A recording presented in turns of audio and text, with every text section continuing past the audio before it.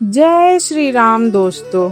एक बार फिर से आपका हार्दिक स्वागत है हमारे दिव्य दृष्टि YouTube चैनल पर।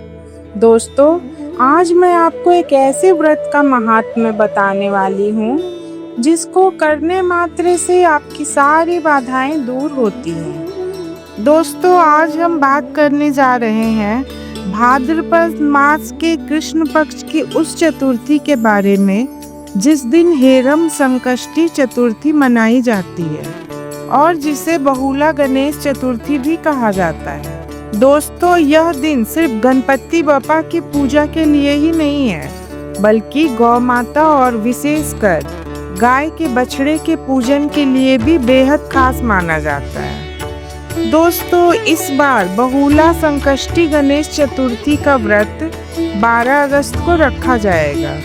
इस बार चतुर्थी तिथि प्रातः 8:40 से प्रारंभ होगी और 13 अगस्त प्रातः 6:35 पर समाप्त होगी। दोस्तों, इस बार संध्या पूजा मुहूर्त 6:50 से शुरू होकर शाम 7:16 तक रहेगा और चंद्र उदय 8:59 पर होगा।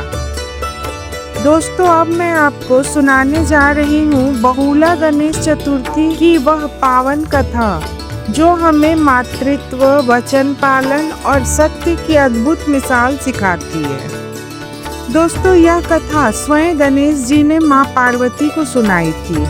जब माँ पार्वती जी गणेश जी से पूछती हैं कि हे पुत्र, भादो कृष्ण पक्ष की चतुर्थी को संकट नाशक चतुर्थी क्यों कहा जाता है और उस दिन का व्रत किस प्रकार किया जाता है, तब गणेश जी ने कहा, हे माता, भादो कृष्ण पक्ष की चतुर्थी सब संकटों की नाशक और विविध फलदायक एवं संपूर्ण सिद्धियों को देने वाली है। इस दिन पूर्व वर्णित विधि से ही पूजा करनी चाहिए। फिर दोस्तों, गणेश जी ने कहा, माँ, गुरु द्वारा वर्णित प्रणाली से इस दिन भक्ति भाव से पूजन करना चाहिए। 12 महीनों में मेरे अलग अलग नामों से मेरी पूजा करनी चाहिए। दोस्तों, गणेश जी के 12 नाम हैं विनायक, एकदंत, कृष्ण पिंग, गजानन, लंबोदर, भालचंद, हेरंब, विकट, वक्रतुंड, अखूरत, विघ्नराज और गणाधिपति।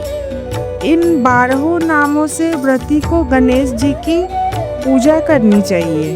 अलग अलग महीने में यथाक्रम एक एक नाम से पूजा करें। फिर दोस्तों, गणेश जी ने पार्वती माँ को कहा कि माँ, इस चतुर्थी के दिन व्रतियों को प्रातः उठकर पूर्ण भक्ति से व्रत का संकल्प करना चाहिए और पूरे दिन ब्रह्मचर्य का पालन करना चाहिए। तत्पश्चात रात्रि में पूजन और कथा का श्रवण कर व्रत को श्रद्धा से समाप्त करना चाहिए। दोस्तों, अब बात करते हैं बहुला गणेश चतुर्थी के पूजा विधि के बारे में। दोस्तों, चौथ के दिन प्रातः स्नान कर व्रत का संकल्प लें। पूजा स्थान को गंगा जल से पवित्र कर गणेश जी की प्रतिमा स्थापित करें। फिर सुबह और शाम गणेश जी की विधिवत पूजा कर उन्हें कपूर, धूप, दीप, अक्षत और उनका प्रिय दुर्वा अर्पण करें।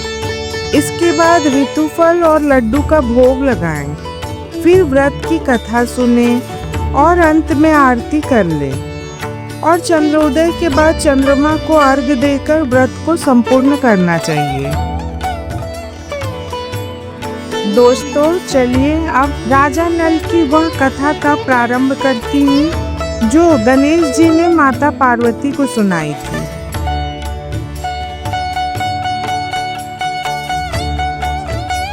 दोस्तों, एक बार की बात है, पूर्व काल में नल नामक एक पुण्यात्मा और यशस्वी राजा हुए।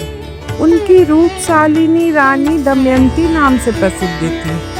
एक बार उन्हें श्राप ग्रस्त होकर राज्यच्युत होना पड़ा और रानी के वियोग का भी कष्ट सहना पड़ा। तब उनकी रानी दमयंती ने इस चौथ के व्रत को किया था। यह सुनकर माता पार्वती ने पूछा कि हे पुत्र, दमयंती ने किस विधि से इस व्रत को किया और किस प्रकार व्रत के प्रभाव से 3 महीने के अंदर ही उन्हें अपने पति से मिलने का संयोग प्राप्त हुआ। इन सब बातों को आप बतलाइए। इस प्रश्न के उत्तर में गणेश जी कहते हैं, हे माता, राजा नल को बड़ी बड़ी आपदाओं का सामना करना पड़ा।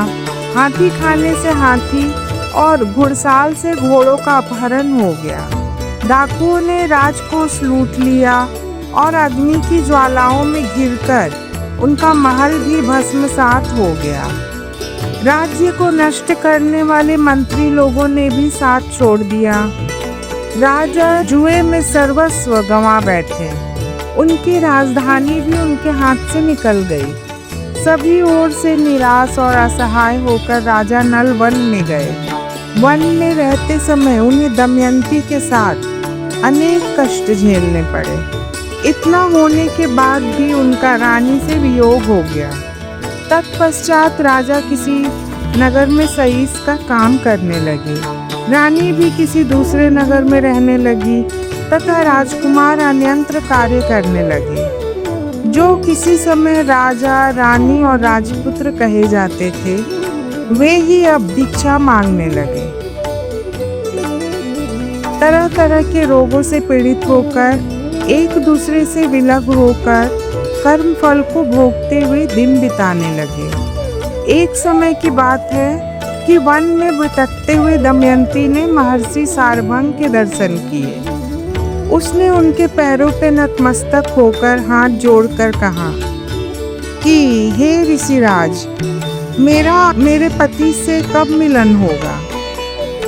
किस उपाय से मुझे हाथी घोड़ों से युक्त घनी आबादी वाली नगरी मिलेगी?